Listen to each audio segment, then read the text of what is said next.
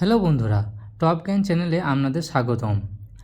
Hello বন্ধুরা, আজকের এই ভিডিওতে বলবো যে ম্যাটারনিটি বেনিফিটের যে সার্টিফিকেটগুলো হয় বা পেপারগুলো হয় সেগুলো কীরকম দেখতে, এবং এইটা যে 6 মাসের স্যালারিটা পাওয়া যায় সেই সম্বন্ধেও আজকে জানিয়ে দেবো। প্রথমত এই যে প্রথম ফর্মটা দেখছেন, এটা হচ্ছে যে ম্যাটারনিটি নোটিশ পিরিয়ডের কাগজ, অর্থাৎ আপনি ডেলিভারি হওয়ার আগে যে ফর্মটা দেওয়া হয় এটা সেই ফর্মটা। আর এটা ওই আপনার ডিসপেন্সারি থেকেই ফিল আপ করে দেবে, এইরকম ধরনের হবে পুরোটা, যেখানে আপনার নাম লেখা থাকবে, ইন্স্যুরেন্স নাম্বার থাকবে।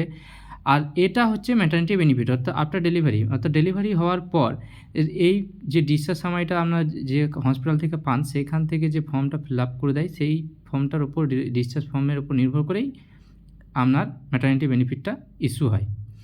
এর ম্যাটারনিটি বেনিফিটে এই যে পেপারটা, এটাই হচ্ছে মেইন পেপার। এখানে যেখানে আপনার ইন্স্যুরেন্সের নাম, অর্থাৎ যে জব করেন মহিলা তার নাম, ইন্স্যুরেন্স নাম্বার, এবং এই সিজারটা কী হিসাবে হয়েছে, নর্মাল ডেলিভারি না এলইসিএস ডাউন আন্ডার এসে, এগুলো লিখতে হয়। সেগুলো ওটা আপনার ডিসপেন্সারি থেকে লিখে দেবে, এবং কী বেবি হয়েছে, ফিমেল না মেল, এবং কত তারিখে হয়েছে সেই তারিখটা মেনশন করবে, এবং কোন হসপিটাল হয়েছে সেই হসপিটালটাও এখানে মেনশন করা থাকে, এবং যে ডেটটা সেই ডেটটা এখানে উল্লেখ করা থাকে।